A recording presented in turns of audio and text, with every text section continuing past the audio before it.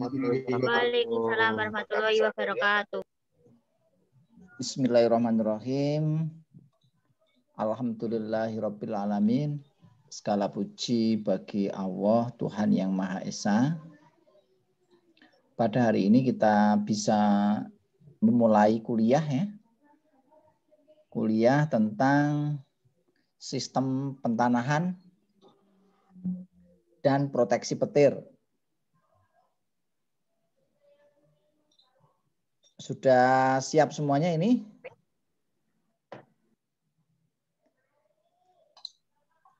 Sudah ya? Ya, sudah. Oke, kita yang pertama nanti kita lihat dulu untuk presensinya. Sebentar, saya tak masuk ke presensi ya. Mata kuliah pentanahan ya. Saya share aja.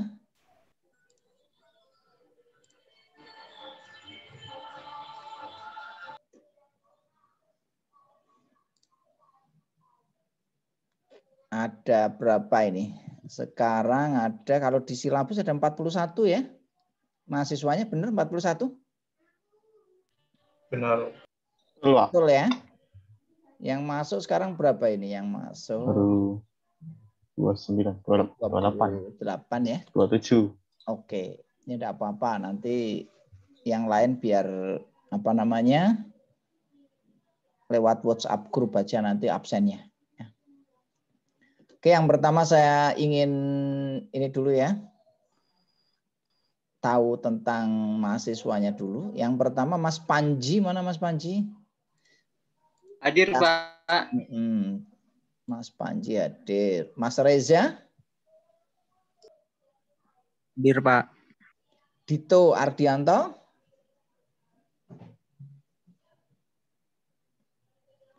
Hadir enggak Pak Dito? Dito enggak hadir ya?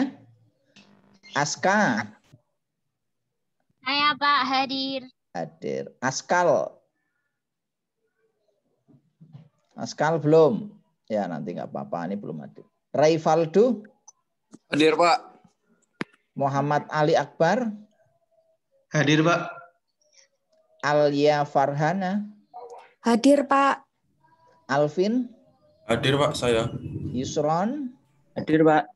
Putri? Hadir, Pak. Derry? Derry mana Derry? Hadir. Rahman? Hadir, Pak. Siti Mita? Hadir, Pak. Ika Safa? Hadir, Pak. Hafiz Nur? Belum? Hadir, Pak. Oh hadir. Diratri? Hadir, Pak. Ersa?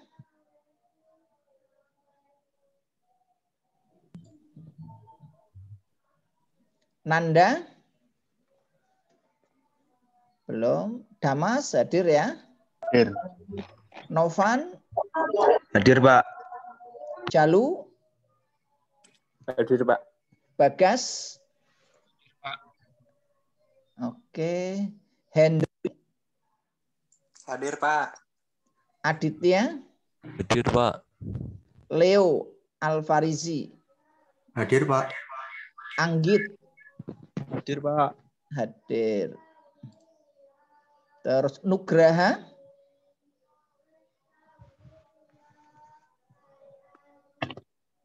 Muhammad Ilham? Hadir, Pak. Saya, Pak. Hilal? Hadir, Pak.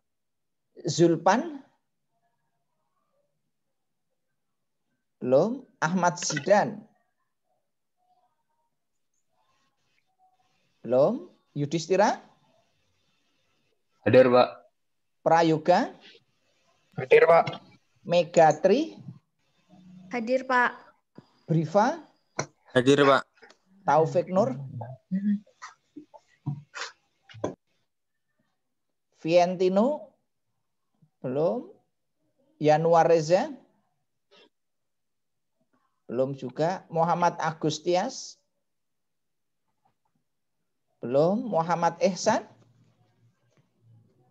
Belum Hadir, ya? Pak. Oh, hadir. Oke, ya. Nanti saya presentasinya saya tunggu sampai selesai aja nanti ya. Oke, kita lanjutkan ya untuk kuliah hari ini. Ya, ada yang mau ditanyakan? Pak, mohon maaf saya baru bergabung. Ersa Ifadani, Pak. Oh ya, oke. Terima kasih Mbak Ersa ya. Ya, terima kasih kembali, Pak. Oke, ini ketemu dengan saya baru pertama atau udah pernah ketemu dengan saya sebelumnya? Pertama, Pak. Pertama, Pak. Baru pertama ya. Oke, karena baru pertama ya saya kenalkan diri dulu saja ya. Jadi ini nanti mata kuliah kita judulnya ini ya, kalau tidak salah di apa namanya di kurikulum namanya ini ya, Sistem Pentanahan Tenaga Listrik dan Proteksi Petir. Benar. Oke, itu nama mata kuliah kita, Sistem Pentanahan dan Penyalur Petir. Sebenarnya penyalur ya, ya nggak apa-apa lah. Semoga nanti nggak jadi penyalurnya Anda kan. Oke, kita lanjutkan ya. Jadi nanti kita akan membahas sistem pentanahan ya. Yang kedua sistem penyalur petir. Jadi materinya kita ada dua ya.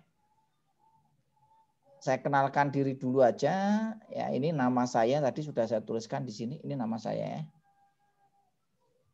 Semoga nanti Anda kenal dengan saya. Nggak usah takut nanti nggak saya uppercut ya. Nggak saya jab juga. Oke, ini untuk data biodata saya di sini Anda bisa lihat. Jadi tempat tanggal lahir di sini. Sebentar. Ini tempat tanggal lahir ya. Ini alamat di Jogja. Ini pekerjaan utama bidang saya di sini ya, mengajarnya saya di Teknik Elektro. Baik di S1 maupun D4 maupun D3. Juga di pendidikan teknik elektro juga ya. Ini emailnya, ini nomor kontak ya. Ini yang sudah saya sharing di WhatsApp group. Saya tinggalnya di Jogja, ini di Sleman ya. Ini Anda mungkin ada di beberapa posisi sekarang ini. Nah, tujuan dari pembelajaran ini nanti seperti ini ya, kira-kira ini analoginya. Mungkin sebelum kuliah ini mungkin Anda masih bingung nih. Yang dimaksud dengan sistem pentanahan seperti apa ya? Ini masih bingung ya kan? Pentanahan seperti apa? Penyalur petir seperti apa ya? Kok ada penyalur petir? Petir kok disalurkan ya? Yang ada kan penyalur minyak. Penyalur apalagi? Gas. Penyalur apalagi? Penyalur beras. Nanti Anda mungkin belum mengerti ya seperti apa ya, nanti saya jelaskan supaya Anda paham ya. Nah, harapannya nanti yang tadinya masih belum paham, masih bingung, masih belum kompeten ya, nanti kita akan rubah ya supaya nanti Anda menjadi lebih paham. Kalau belum paham ya berarti nanti harus banyak belajar nanti. Supaya nanti setelah kuliah Anda menjadi lebih termotivasi. Supaya setelah kuliah Anda menjadi lebih kompeten. Karena nanti kalau Anda lulus, Anda kerja. Nah, kerja itu nanti syaratnya harus kompeten. Nah, kompeten itu yang seperti apa ya? Nanti kita akan bahas. Apa itu kompeten? Kompeten itu berasal dari kata kompetensi. Apa itu kompetensi? Jadi di sini yang namanya kompetensi itu adalah underlying characteristic of an individual that is causally related to criterions, reference, effective and or superior performance in a job or situation. Ini kira-kira definisi dari kompetensi. Untuk bisa kompeten, Anda harus punya kompetensi. Nah, kalau disederhanakan, kompetensi itu adalah kemampuan untuk kerja. Performance in a job or situation.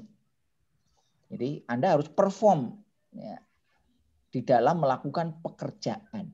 Jadi di sini kompetensi dari kemampuan yang dibutuhkan untuk melakukan kerja.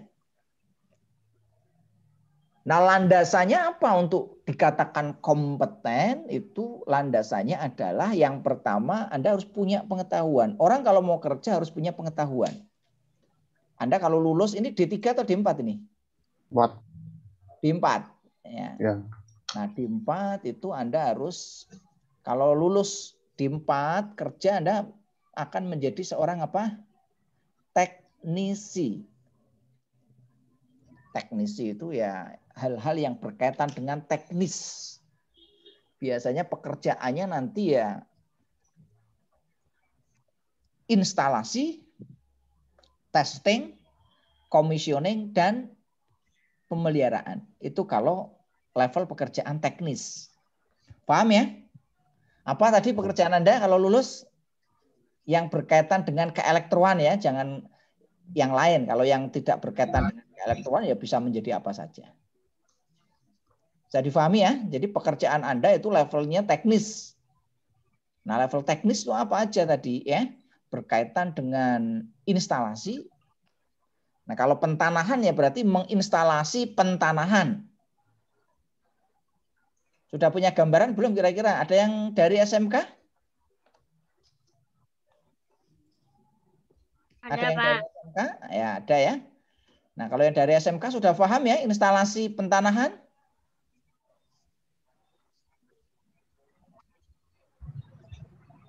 Sudah ngerti ya? Ya, Pak, sedikit-sedikit. Nah, ngerti sedikit-sedikit ya. Nanti kita tambah ya. Biar lebih dari sedikit. Oke, Pak. Oke ya, pentanahan, instalasi penerangan, cara instalasi lampu, cara instalasi stop kontak ya. Nah, tentu saja nanti beda dengan level SMK. Kalau SMK jadi operator, tukang. Nah, kalau level D4 ya teknisi. Teknisi itu di atasnya tukang. Kalau tukang itu pelaksana. Kalau teknisi itu harus punya kemampuan ya, tahu tentang standarnya seperti apa. Oh, cara masang pentanahan itu standarnya seperti ini. Metode kerjanya seperti ini. Cara masangnya seperti ini. Setelah dipasang nanti hasilnya diperiksa. Pengukurannya seperti ini. Pengujiannya seperti ini, teknisi ya. Nah, landasannya apa untuk kerja? Ya tadi yang pertama apa? Apa yang pertama ini? Pengetahuan. Pengetahuan ya. Anda harus punya pengetahuan. Yang kedua apa? Keterampilan. Keterampilan. Yang ketiga? Sikap kerja. Sikap kerja. Kerja. Pengetahuan, keterampilan, dan sikap ini harus sesuai dengan Standar yang Akan. ditetapkan. nah, standarnya apa ya? Kalau mau masang pentanahan standarnya pakai apa ini? Ngerti ya tentang standar ya? Anda sebagai mahasiswa D4 itu harus ngerti tentang standar. Ya, nanti saya jelaskan pekerjaan-pekerjaan di dunia industri ya maupun di dunia usaha. Nah, yang namanya kompetensi, ya ini gambaran seorang teknisi ini. Ada kerjanya di bidang ini. Ini teknisi di bidang pembangkit ya. Ini kalau ini engineer ya. Kalau engineer itu lebih tinggi dari teknisi. Harapannya nanti Anda setelah menjadi teknisi beberapa tahun Anda punya pengalaman, Anda bisa menjadi seorang apa? Engineer. Engineer ya. Nah, di sini yang namanya kompetensi tadi harus dapat dia apa? Dapat terobservasi. Maksudnya apa itu terobservasi? Dapat dilihat. Ya. Apa ya? Dapat bingung sendiri asu. Siapa sih astaga. Oke ya, dapat diukur ya. Doken kan dan onken dulu. Ini yang ngobrol sendiri, jangan ngobrol sendiri ya. Ini kalau ngobrol pakai bahasa yang baik ya. Jangan pakai bahasa yang enggak. Iya Pak, maaf Pak. Tadi belum dimut. Nah, itu tapi ya dibiasakan lah ya. Anda sudah masuk menjadi seorang calon teknisi dan seorang engineer, jadi nanti harus baik ya. Nah, ini penting ya untuk masalah tadi sikap ya, sikap kerja itu nanti kalau pekerja ini nanti ya begini ya.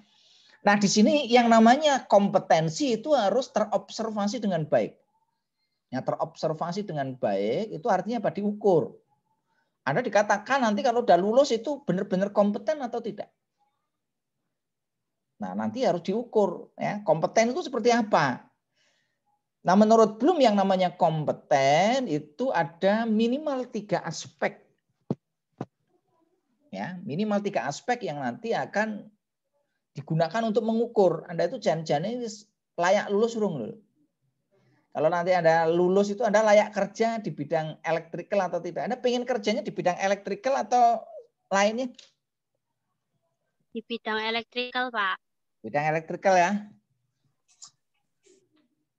Nanti saya jelaskan ya, kerjaan-kerjaan di bidang elektrikal itu apa saja. Jadi kalau kita mau bekerja di bidang elektrikal nanti di sini ada minimal 3 aspek. Yang pertama adalah kognitif, yang kedua psikomotorik atau keterampilan atau skill, yang ketiga adalah afektif, sikap, nilai, minat. Nah, ini satu kesatuan, tidak terpisahkan. Anda harus punya pengetahuan, keterampilan. Anda instalasi starting motor menggunakan bintang segitiga. Pengetahuannya seperti apa? Keterampilannya, merangkainya seperti apa? Harus ngerti. Pentanahan, ya, pentanahan titik netral sistem yang menggunakan konfigurasi bintang. Nanti seperti apa? Teorinya ngerti. Praktiknya nanti ngerti. Nah, pada waktu Anda bekerja juga Anda harus memperhatikan ini, sikap kerja. Kalau persyaratannya itu pentanahan misalkan 5 ohm, ya nanti sikapnya Anda benar-benar profesional. Untuk bisa sampai 5 ohm seperti apa? Jangan kurang dikit enggak apa-apa. Ini kaitannya dengan apa? Afektif. Nah, bagaimana mengukurnya? Ya? Mengukur knowledge itu sudah dikemukakan oleh Bloom dan Anderson. Orang dikatakan kompeten ya kalau dari sisi pengetahuan dia sudah mempunyai 6 level tingkatan. Tingkatan 1 sampai 3 dikatakan sebagai lots, tingkatan 4 sampai 6 dikatakan sebagai apa? Hots. Dikategorikan. Kalau teknisi kira-kira di lot atau di hots?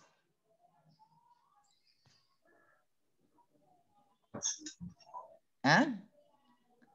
Di yang kiri atau di kanan? Kanan. Lebih banyak di kanan. Oleh karena itu Anda harus berusaha kemampuan Anda menuju yang sebelah kanan. Bukan sebelah kiri. Kalau operator cocok di sebelah kiri.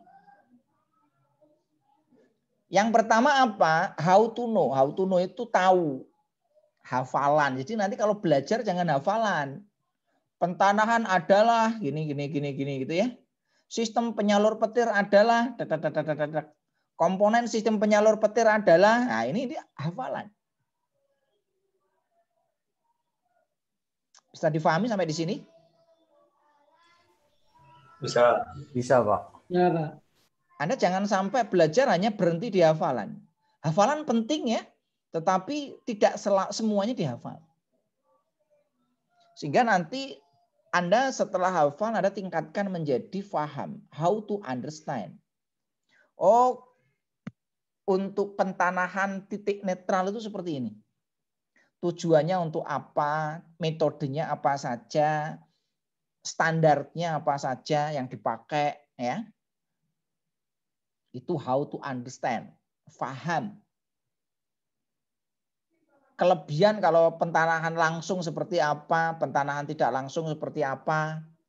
Sistem kalau tidak ditanahkan bahayanya seperti apa, itu how to understand. Nah, yang ketiga itu adalah how to apply. mengaplikasikan. Oh, Anda tahu untuk pentanahan 5 ohm ya. Anda bisa mengimplementasikannya ya. Nah, yang keempat, 5, 6 itu adalah HOTS ya, yaitu high order thinking skill, mulai dari how to analyze, how to evaluate, dan how to creative. Nah, Anda harus bisa menganalisis. Oh, sistem pentanahan ini seperti ini, dianalisis. Sehingga nanti kalau ada kejadian kegagalan nanti seperti apa? Kalau apakah ini sudah memenuhi standar atau belum? Ini kemampuan evaluasi. Paham ya? Paham enggak ya? Itu nanti Anda bisa mengevaluasi ya. Contoh kasus misalkan di rumah Anda. Anda di rumahnya pakai listrik enggak? Pakai. Pakai listrik ya. Itu ada pentanahannya enggak? Ada. Ada pentanahannya. Pentanahannya langsung atau tidak langsung? Ini belum tahu Anda mungkin kan? Belum. Nah, Belum. nanti salah satu tugas itu ya mencari pentanahan di rumah Anda atau mungkin di tempat lain di kantor ya. Pentanahannya pakainya apa? Elektroda pentanahannya. Apakah pakai batang atau pakai lempeng atau mau pakai yang lain? Resistansinya berapa ya? Itu nanti diukur. Apakah sudah sesuai dengan standar atau belum? Itu kemampuan how to evaluate. Nah, sehingga nanti Anda bisa kalau sudah menguasai ini harapannya Anda kreatif. Kreatif itu menciptakan inovasi. Oh, kalau untuk sistem seperti ini yang paling efisien tuh seperti ini ya. Itu inovatif. Sampai di sini bisa dipahami? Bisa. Oke ya? Coba. Nah, yang berikutnya skill. Skill itu terdiri dari 5 tingkatan. Ini menurut siapa? Menurut Hero ya. Mungkin menurut yang lain ada perbedaan. Nah, skill itu levelnya apa? Yang pertama itu biasanya ya namanya imitasi. Anda nanti kalau mau praktik itu biasanya kan meniru kan? Masang pentanahan. Gimana sih caranya masang pentanahan? Pertama kali niru kan? Dosennya praktik, Anda lihat, setelah itu Anda praktik. Begitu ya? Ya. Ya. Biasanya kalau Anda pertama kali kuliah, pertama kali kerja itu levelnya ya level imitasi. Meniru orang lain. Tentu saja yang ditiru orang-orang yang kompeten ya. Jangan niru-niru temennya yang tidak kompeten. Bahaya. Electrical itu punya potensi hazard. Punya potensi bahaya. Sehingga hati-hati. Nggak boleh nanti niru-niru yang tidak standar. Anda boleh meniru, ya, tetapi yang ditiru harus sesuai dengan apa? Standar.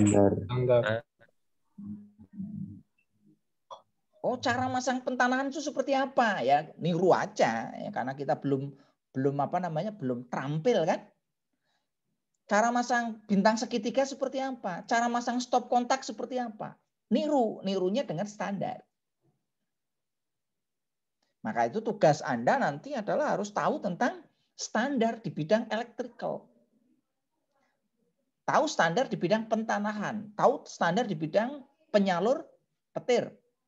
Tahu standar di bidang proteksi tenaga listrik. Tahu standar di bidang lainnya. Sudah paham nggak tentang standar-standar ini Anda ini? Sudah dapat mata kuliah tentang standar belum?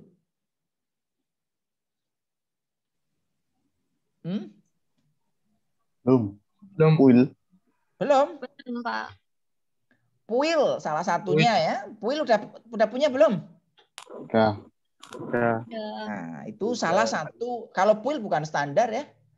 Puil itu namanya singkatannya puil. Peraturan puil itu atau persyaratan umum instalasi listrik. Ya boleh kalau mau dianggap sebagai standar juga boleh lah. Nah, standar kalau di Indonesia itu SNI. Orang-orang electrical ya standarnya apa? SNI. Kalau di electrical ada IEC.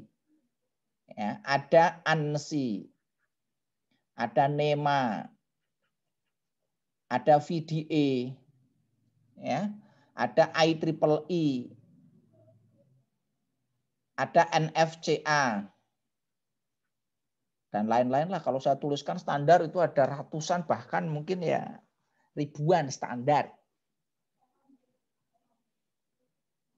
Nah, yang kedua adalah manipulasi. Apa itu manipulasi? Manipulasi adalah melakukan pekerjaan tanpa melihat contoh. Jadi sudah hafal ini, sudah hafal, sudah paham ya. Jadi Anda masang pentanahan sudah di luar kepala.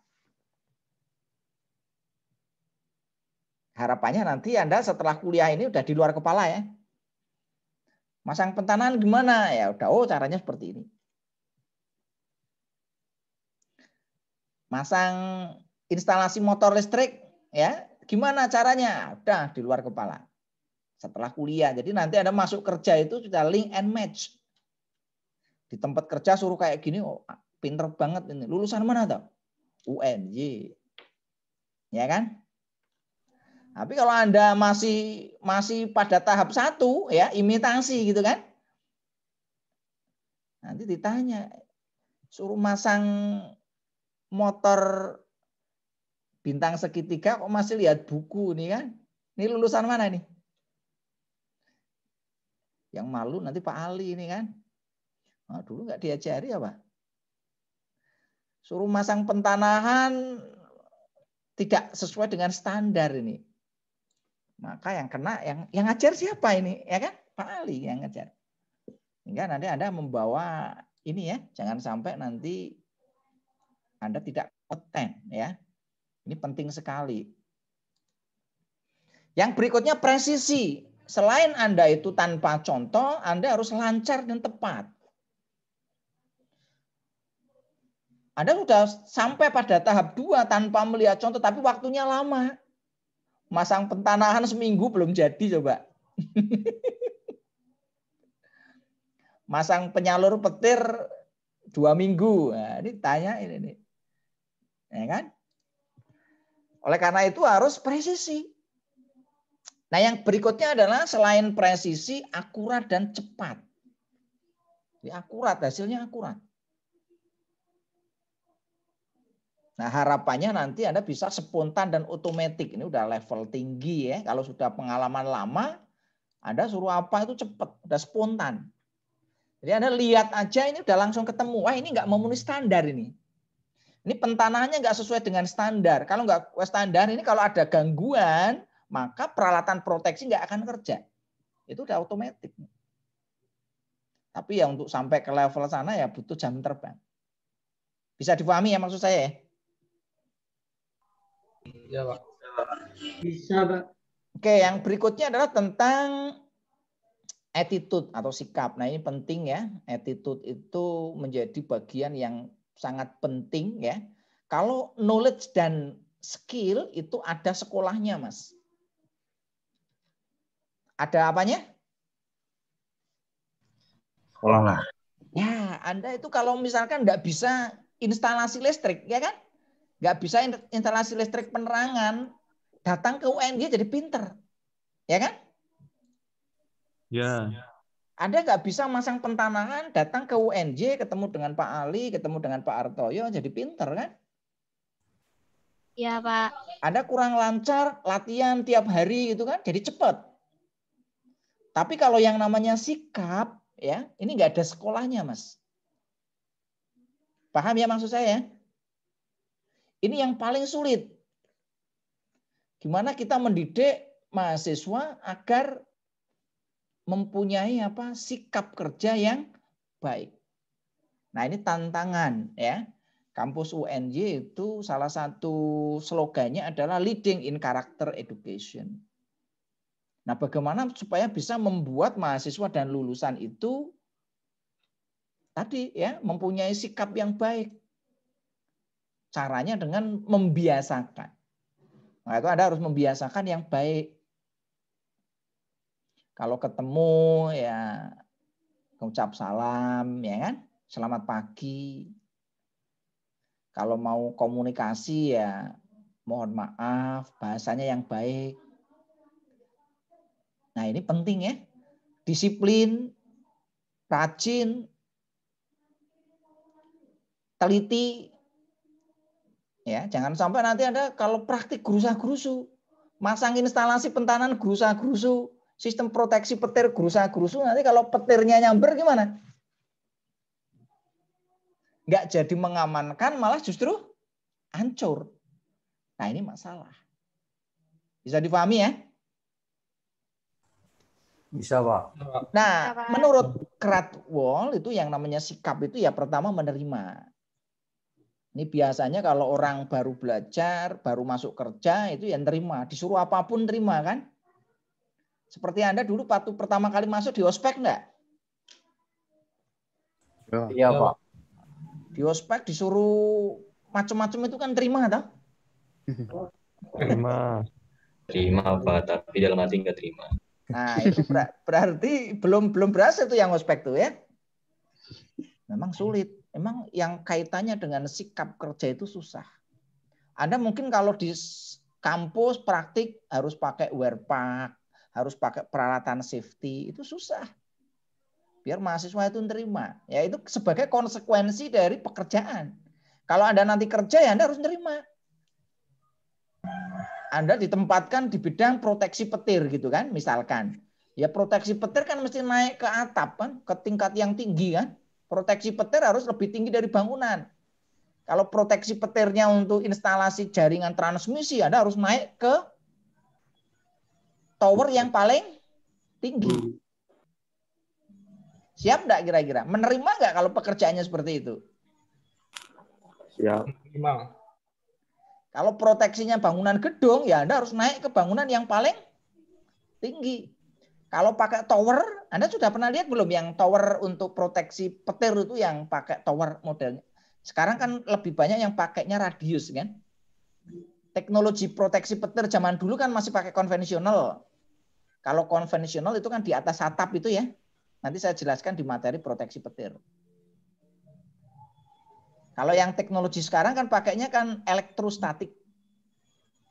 Pakainya radius. Biasanya nanti pasang tower satu nanti untuk memproteksi radius berapa meter. Nah, biasanya ketinggian dari itu ya, proteksi petirnya itu minimal berapa? Minimal 25 meter. Kalau bangunannya kurang dari 15 meter. Kalau bangunannya lebih itu ya nanti lebih tinggi lagi. Nah, masangnya gimana? Ya kan? Kalau masangnya gampang, yang sulit nanti maintenance-nya gitu kan. Ini masih bagus nggak nih proteksi petirnya di atas? Ya kan? Nah, gimana cara proteksinya? Ya, cara maintenance-nya nanti ada tekniknya. Nah, otomatis nanti ada konsekuensinya harus itu ya. Yang berikutnya responding, menanggapi ya. Yang berikutnya valuing, menghargai kerjasama. Yang berikutnya adalah mengatur diri, disiplin. Nah, yang paling tinggi itu adalah menjadikan karakter profesinya. Anda sebagai profesinya sebagai ahli listrik ya. Ya harus konsep sebagai seorang ahli. Nah, sekarang kita masuk ke sini ya. Silabi yang dibahas apa sih di bidang pentanahan itu?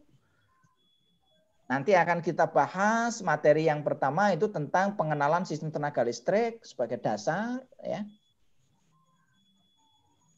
Yang kedua nanti kita bahas tentang sistem pentanahan. Ya, pengenalannya seperti apa, yang dimaksud dengan pentanahan itu apa toh? Tujuannya untuk apa ya? Aplikasinya nanti di mana? Jenisnya, macamnya seperti apa? Itu yang nanti kita bahas. Yang kedua adalah pentanahan titik netral. Jadi nanti pentanahan itu ada dua. Pentanahan titik netral sistem. Karena listrik kita kan menggunakan listrik 3 fase. Nah, listrik 3 fase itu nanti ada 3 macam hubungan. Yang pertama hubungan segitiga. Sudah ngambil rangkaian listrik ya? Sudah Sudah, paham ya tentang listrik 3 fase? Sudah. Hubungan bintang seperti apa ya? Ya. Hubungan segitiga seperti apa? Hubungan zigzag seperti apa?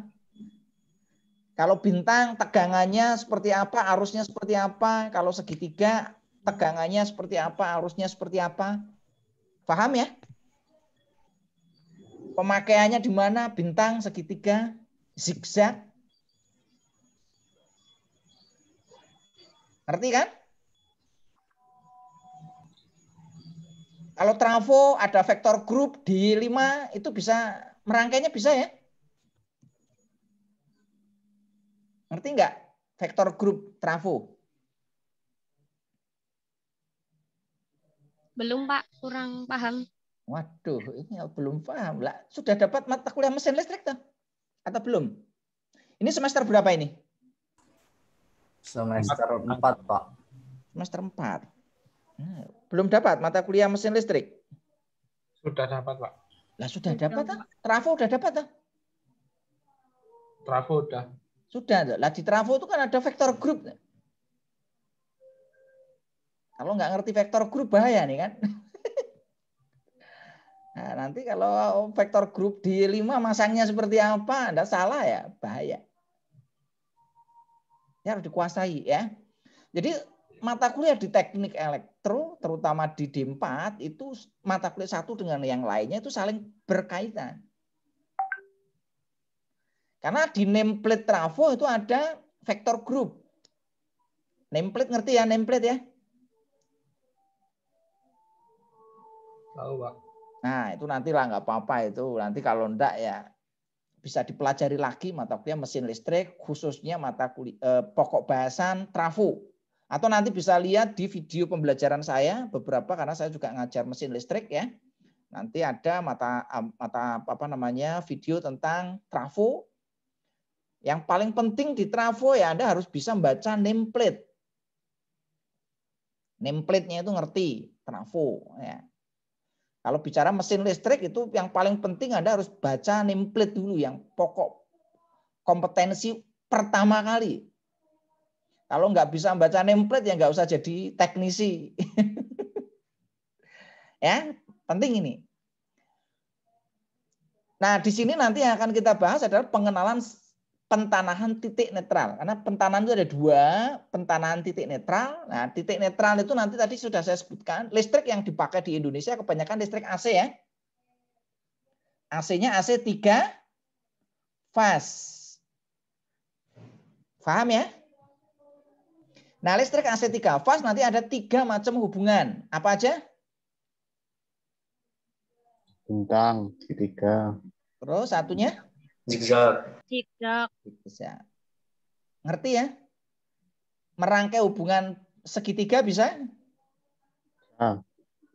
Hubungan bintang ngerti? Zigzag ngerti? Nah, itu belum. Ya, nanti itu di mesin listrik ya, di pokok bahasan trafo.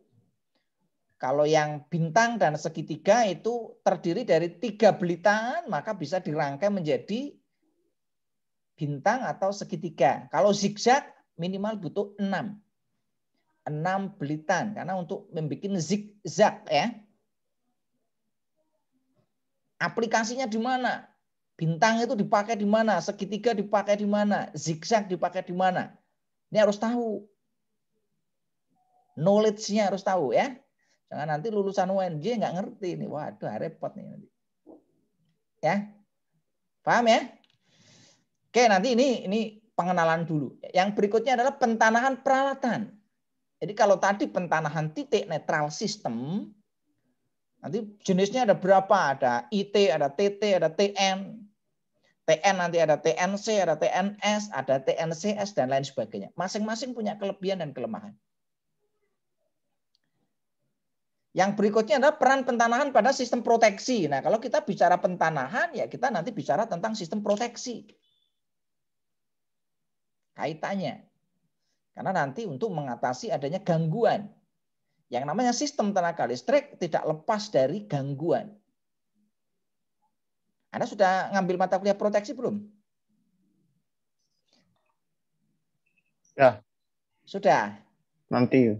Oh, nanti. Ya. Ini baru mengambil, Pak. Ya, baru ngambil ya. Nah, ini harus dikuasai juga. Proteksi penting nih ya. Filosofinya proteksi itu seperti apa, peralatannya seperti apa, ya, pemakaiannya nanti seperti apa, instalasinya nanti bagaimana, standar yang digunakan apa, cara settingnya seperti apa, koordinasinya bagaimana, diskriminasinya seperti apa. Ini proteksi. Jadi ini yang namanya kuliah di bidang elektrikal semuanya menyambung jadi satu untuk membangun kompetensi. Paham ya? Nah, yang berikutnya bicara tentang apa? Standar dan pengukuran pada pentanahan. Standar yang digunakan apa?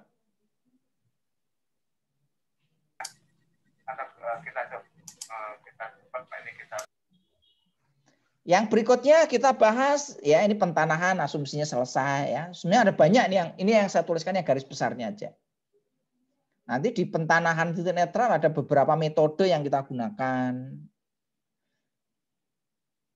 Nanti kita bahas ya di materi-materi itu. Yang berikutnya adalah pengenalan sistem proteksi petir. Petir itu seperti apa? Bahayanya terhadap sistem tenaga listrik seperti apa? Itu nanti tentang proteksi petir. Yang berikutnya proteksi petir untuk jaringan listrik. Transmisi, distribusi itu proteksinya terhadap petir bagaimana? Karena mereka rawan kena petir. Kalau kena petir trouble Indonesia termasuk yang petirnya Indonesia termasuk tinggi atau sedang atau rendah? Tinggi. Nah, termasuk tinggi itu kan. Tergantung daerahnya.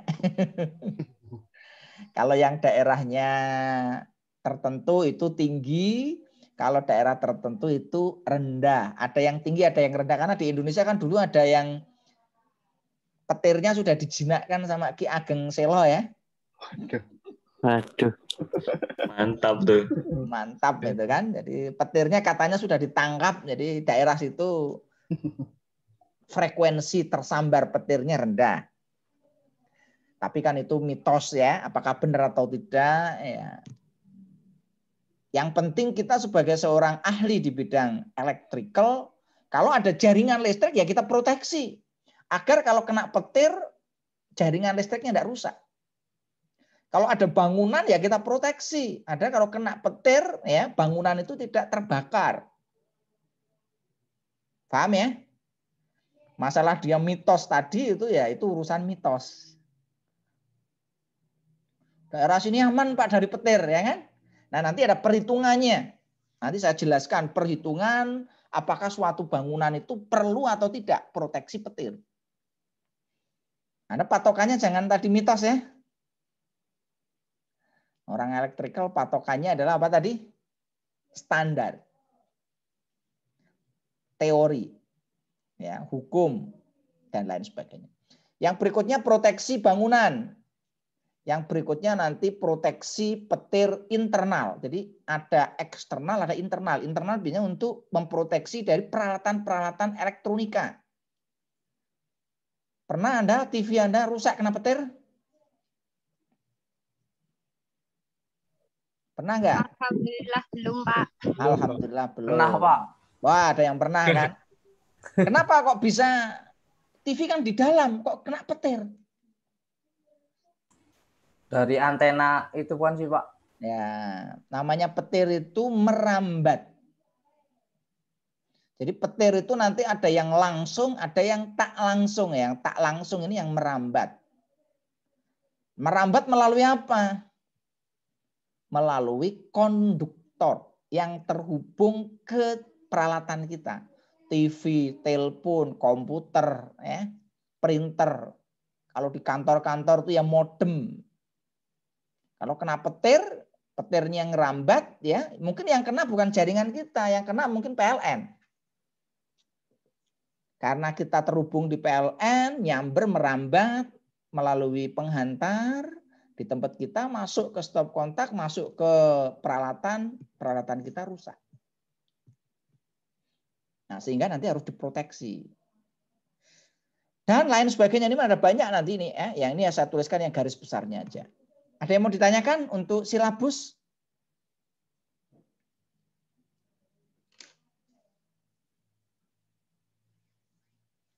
Ini sistemnya nanti kan kita kampus merdeka. Ini kan sekarang konsepnya kampus merdeka ya. Kampus merdeka itu Anda mau belajar apa bebas.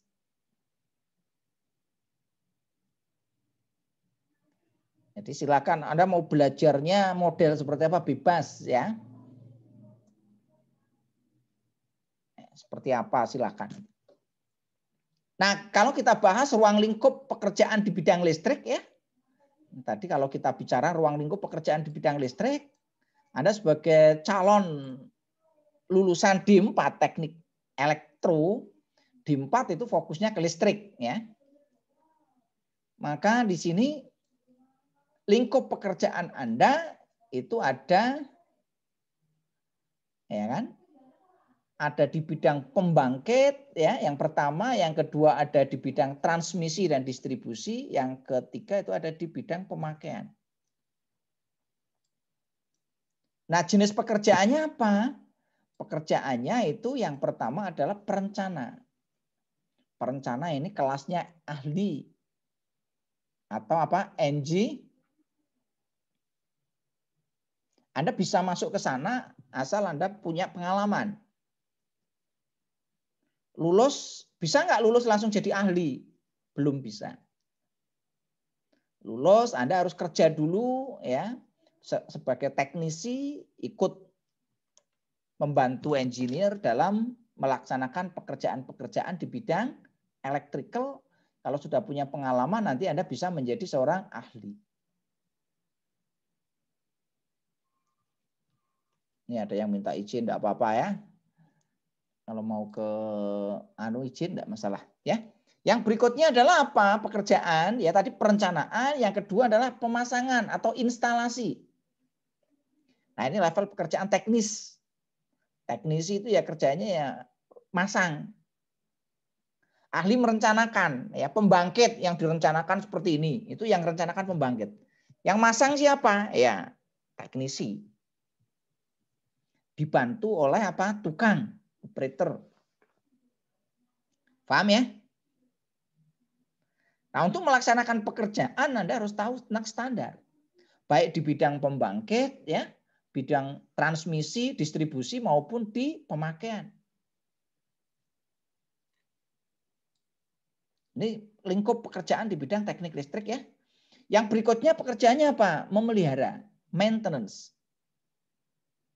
Gimana memaintain pembangkit ya, terutama generatornya agar dia bisa beroperasi dengan baik. Memaintain trafo, memaintain kubikel ya, switchgear, memaintain gardu induk, gardu distribusi, memaintain peralatan proteksi, circuit breaker, relay dan lain sebagainya. Siap nggak untuk bekerja di sini? Siap. Siap. Jangan khawatir, teknik elektro itu tidak akan kekurangan pekerjaan. Kesulitan apa yang dapat? Kesulitan cari komponen apa yang Oh, ini ada kuliah double ya Anda ya? Iya, Pak. Ya? Jadwalnya bareng atau gimana? Untuk di tempat saya Pak, soalnya kan Ini jadwalnya bareng atau gimana Mas? Enggak, sebenarnya enggak bareng Pak. Iya, Pak. Yang satunya itu kuliah yang di semester kemarin, cuman disuruh ikut kuliah umum gitu Pak. Jadi beberapa kelas digabung. Oh, harusnya minta karena waktunya waktunya bareng ya Anda minta jadwalnya dibuatkan khusus. Kalau kuliah bareng kayak gini kan ya nggak efektif toh Mas. Anda kuliah double itu berarti kan otak Anda bercabang ini. Multitasking. bingung? Nah ya, nanti dimintakanlah ke perwakilannya, mohon karena jadwalnya yang resmi ini ya Anda ini minta dirubah jadwal. Saya aja yang levelnya sudah ahli aja untuk double kuliah bingung Mas, saya nggak bisa Mas. Apalagi Anda yang levelnya masih belum ahli. Jangan-jangan nanti ilmu saya dapatnya 10%. Ilmunya yang satunya dapatnya cuma 10%. Begitu kerja Anda nggak ngerti. Nanti ditanya ujung-ujungnya nanti kan. Loh Anda pentanahan kok nggak ngerti, itu dulu yang ngajar siapa? Pak Ali. Wah ya nama saya Mas yang jelek Mas. Paham ya? Paham, Pak. Tolong nanti ketua kelasnya di ini ya, dikomunikasikan dengan yang bersangkutan agar jangan jadwalnya jangan tempuk seperti ini. Ini sistem kuliah online ini kan berat Mas. Yang offline aja sulit untuk membuat mahasiswa kompeten, apalagi online kan? Ditambah kalau online mahasiswanya dibagi dua kayak gini, sulit ya. Tapi enggak apa-apa lah ini karena sudah terlanjur ya. Jadi nanti atau kalau enggak ya kita pindah jadwal aja. Kalau memang yang satunya nggak bisa dipindah ya saya ngalah dipindah aja. Izin menjelaskan sedikit Pak. Ya silakan. Jadi untuk yang mata kuliah satunya ini kan itu sebenarnya ada di semester 3 kemarin Pak. Nah, cuman ada dapat kan itu yang dapat ada 12 kelas praktikum gitu Pak. Iya betul. Jadi itu digabung jadi satu. Dan itu untuk kuliah Fitcoin ini hanya 1 minggu ini Pak. Dari tanggal 8 sampai tanggal 12 nanti. Untuk kedepannya sudah tidak lagi.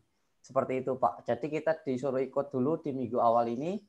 Kemarin juga sebenarnya saya udah menyampaikan ke dosen yang bersangkutan. Kalau misalkan ini juga ngepas banget sama minggu pertama Pak. Dari kita mulai kuliah ini kan di semester 4. Jadinya ya dosennya bilang ya nggak apa-apa kalian ikut kuliah dulu.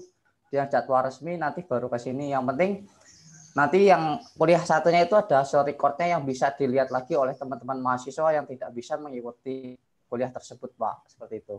Jadi hanya 1 minggu ini aja. Ya, minggu depannya udah nggak ada lagi. Ya oke. Terima kasih penjelasannya ya. Iya Pak. Jadi memang dibutuhkan yang penting ini karena di kuliah online ini kan memang berat ya. Terus terang saja saya beban ya memberikan materi yang dalam tanda kutip ini kan mata kuliah keahlian.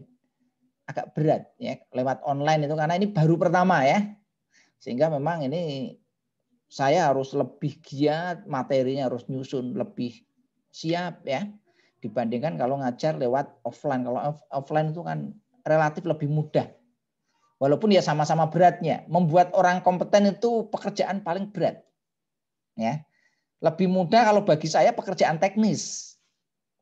Merancang sistem pentanahan, gampang kalau bagi saya. Tapi kalau menjadikan mahasiswa kompeten itu sulit. Karena manusia itu kan makhluk dinamis ya. Kadang-kadang semangat, kadang-kadang tidak semangat gitu kan. Kadang-kadang bisa konsentrasi full, kadang-kadang harus bercabang. Nah ini yang berat ya. Oke ya, ini untuk ruang lingkup pekerjaan di bidang elektrikal ya. Nah, kenapa kok listrik banyak dipakai untuk sumber energi? Karena listrik banyak mempunyai kelebihan. Ini kelebihan dari sistem tenaga listrik. Ya. Mungkin nggak perlu saya bahas. Ini mestinya sudah Anda dapatkan di mata kuliah sistem tenaga listrik. Kalau ada analisis sistem tenaga listrik sudah dapat ya? Ada nggak mata kuliah analisis sistem tenaga listrik? Belum. Belum? Atau nggak ada? Ya nggak apa-apa kalau nggak ada nanti ya. Nanti Anda bisa belajar sendiri. Anda kalau mau lihat video pembelajaran saya juga sebenarnya sudah saya upload ya di YouTube ya beberapa mata kuliah tentang kelistrikan. Anda boleh akses ya kalau mau belajar termasuk elektronika daya. Saya juga ngajar itu ya. Jadi Anda nanti boleh akses ya gimana cara untuk memahami materi-materi yang berkaitan dengan kelistrikan ya. Nah, salah satu kelemahan terbesar dari energi listrik itu adalah tidak dapat disimpan. Tidak dapat disimpannya di sini saya kasih tanda petik ya. Artinya di sini yang dimaksud tidak bisa disimpan itu adalah dalam jumlah yang besar. Kalau jumlahnya kecil bisa. Contohnya kalau Anda di rumah Anda pakai apa? Baterai. Baterai itu kan nyimpen energi listrik. Anda pakai power bank, aki. Contoh misalkan Anda punya solar cell. Solar cell itu nanti bisa digunakan untuk ngisi baterai atau aki atau power bank. Nanti bisa digunakan sebagai energi listrik, baik listrik AC maupun DC. Kalau DC ya langsung dipakai, kalau AC ya nanti harus ditambah rangkaian inverter. Ini baterai, power bank, kapasitor, dan lain sebagainya. Tapi kalau jumlah yang besar, ini nggak bisa disimpan. Ini kelemahan utama ya dari sistem tenaga listrik. Sehingga ya harus kita desain dengan baik yang namanya sistem tenaga listrik ya. Nah ini untuk listrik dikatakan berkualitas itu yang seperti apa? Ini parameternya. Nah pentanahan dan sistem penyalur petir nanti tujuannya ya untuk ini. Agar sistem tenaga listrik itu yang pertama apa? Stabil tegangannya. Kalau ada gangguan, ya dia harus diputus. Kalau ada kenaikan tegangan, dia harus segera diturunkan. Kalau ada penurunan tegangan, harus dinaikkan. Ini tujuannya mengarah ke sana. Frekuensinya harus stabil. Fasenya harus seimbang. Kontinuitas layanannya harus tinggi. Ya, bentuk kelumbangannya harus ini. Nah, ini adalah untuk menghasilkan listrik. Anda sebagai orang teknisi, tujuan utama nanti menghasilkan listrik yang berkualitas. Paham ya? Caranya bagaimana menghasilkan listrik yang berkualitas? Anda harus ngerti. Mulai dari pembangkitnya, transmisinya, distribusinya, pemanfaatannya, termasuk nanti pentanahannya, termasuk proteksi petirnya, termasuk nanti instalasinya itu harus terstandar. Sehingga nanti bisa menghasilkan listrik yang berkualitas. Nah listrik itu ada dua, ada listrik AC dan DC. Ini listrik AC, ini listrik DC. Nah yang dipakai di Indonesia itu kebanyakan listrik AC. Ini listrik AC satu fas. Mulai dari pembangkit ya, PLTU, PLTG, PLTGU dan sebagainya ini pembangkitnya 3 fas. Dipakai untuk apa aja listrik AC ya? Ada 2 listrik AC yaitu 1 fas dan 3 fas. Nah, sedangkan untuk listrik DC seperti ini ya. Kalau AC itu bolak-balik, yang dimaksud bolak-balik itu polaritasnya. Positif, negatif, positif, negatif. Tapi kalau DC dia itu ya bisa positif terus atau negatif terus. Ini adalah untuk listrik AC dan DC. Nah bedanya apa listrik AC dan DC? Bedanya di sini. Ini mungkin hanya pengantar aja ya. Ini belum masuk ke dalam materi tentang pentanahannya. Bedanya apa? Kalau AC itu punya frekuensi. Kalau di Indonesia frekuensinya 50 Hz. Di Amerika 60 Hz. Kalau DC dia nggak punya frekuensi. AC itu ada beda fase, RST 120 derajat. Kalau DC nggak ada. Karakteristik terhadap waktunya, kalau DC itu searah. Kalau positif, positif terus. Kalau negatif, negatif terus. Kalau AC itu bolak-balik. Konsekuensinya bebannya cuma satu di DC, yaitu R aja, enak. Kalau di AC itu bebannya nanti ada 3. Ada resistif, induktif, dan kapasitif. Walaupun di DC juga nanti ada beban R sama XL ya. Tetapi analisisnya itu jauh sederhana dibanding dengan AC. Kalau AC nanti kita kenal Cosby. Kalau di DC nggak kenal Cosby. Sehingga dayanya itu kalau di DC hanya 1, dayanya watt aja. Tapi kalau di AC dayanya nanti ada 3. Ada daya watt, ada daya var, dan ada daya VA. Analisisnya sederhana pakai DC. Analisisnya pakai apa? Aljabar. Kalau AC analisisnya pakai apa? Vektor. Vektor. Ya, vektor ya, fasor sama ya. Pakai pasor. Ada nyata, ada imajiner. Lebih senang mana? Pakai listrik AC atau DC?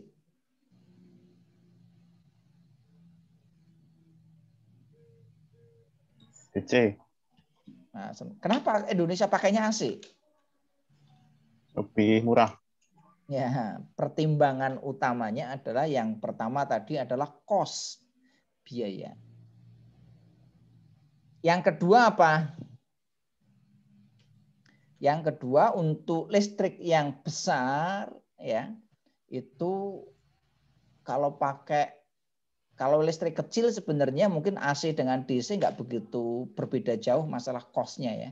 Tetapi untuk listrik yang peralatan-peralatan besar itu lebih handal dan lebih mudah menggunakan AC dibanding DC.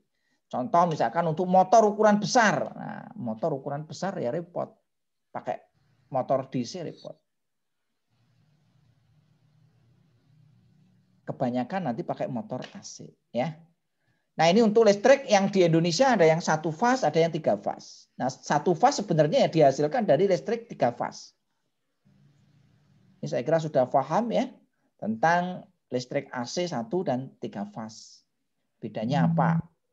Instalasinya nanti seperti apa? Paham ya ini ya? Kalau 1 fase bisa menggunakan 2 atau 3 kawat. Kalau 3 fase ya bisa menggunakan 3, 4 atau 5 kawat atau penghantar.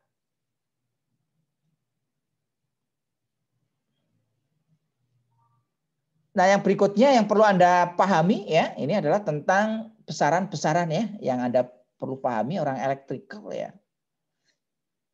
Tegangan, arus, tahanan, reaktansi induktif, reaktansi kapasitif, daya semu, daya reaktif, daya nyata, frekuensi, energi, faktor daya. Kalau berkaitan dengan pentanahan ya ada resistansi pentanahan ya, harus ngerti standarnya berapa. Untuk proteksi petir berapa, untuk pentanahan titik netral sistem berapa, itu harus ngerti. Ya, itu adalah beberapa parameter ya. Ini kaitannya ini ya, hubungan antara arus, tegangan, resistansi, daya ya dan lain sebagainya. Anda harus paham sebagai orang elektrikal. Ini hukum Ohm ya. Hukum Kirchhoff. Kirchhoff ada 1 dan 2. Hukum Thevenin, Norton, superposisi, hukum Ampere, hukum Coulomb ya. Ini sebagai dasar-dasar Anda di dalam menguasai tadi ya, knowledge tadi yang berkaitan dengan pengetahuan yang menjadi pijakan ya. Oke, saya kira mungkin tidak perlu saya bahas tentang ini ya, tentang sistem tenaga listriknya nanti seperti apa. Nah, ini kalau saya gambarkan sistem tenaga listrik itu meliputi ini. Mulai dari pembangkit, transmisi, distribusi, dan pemakaian. Di pembangkit ada pentanahan, bukan pertahanan ya, bukan, tapi pentanahan atau bahasa aslinya itu ada grounding. Ada juga earthing. Ini istilah yang mungkin yang banyak digunakan. Ada grounding, ada earthing. Kalau di Indonesia menggunakan pentanahan, ada yang menggunakan istilah apa? Pembumian. Nanti saya jelaskan perbedaannya apa ya. Di transmisi juga sama, ada pentanahan ya. Di distribusi nanti ada pentanahan. Di instalasi pemakaian juga ada pentanahan. Jadi nanti yang kita bahas nanti pentanahan itu dan proteksi petir mulai dari pembangkit sampai kemana? Sampai ke instalasi pemakaian. Nah, instalasi pemakaiannya itu mulai dari mana ya? Macam-macam nanti. Bisa di rumah, bisa di kantor, bisa di pabrik.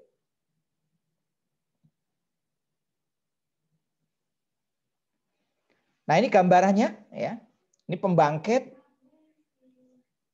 Biasanya pembangkit di Indonesia itu tegangannya menggunakan tegangan menengah TM. Tegangan menengah ya. Supaya nanti masuk transmisi itu dinaikkan tegangannya oleh apa? Trafo. Nah, trafo itu nanti ada di sini pembangkit ada pentanahannya, di trafo juga ada pentanahannya.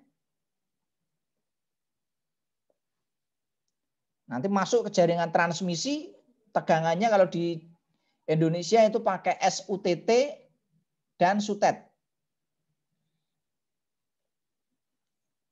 Kalau di Jawa Bali itu pakai tegangan 500 kV. Kalau di Sumatera pakai tegangan 275 kV.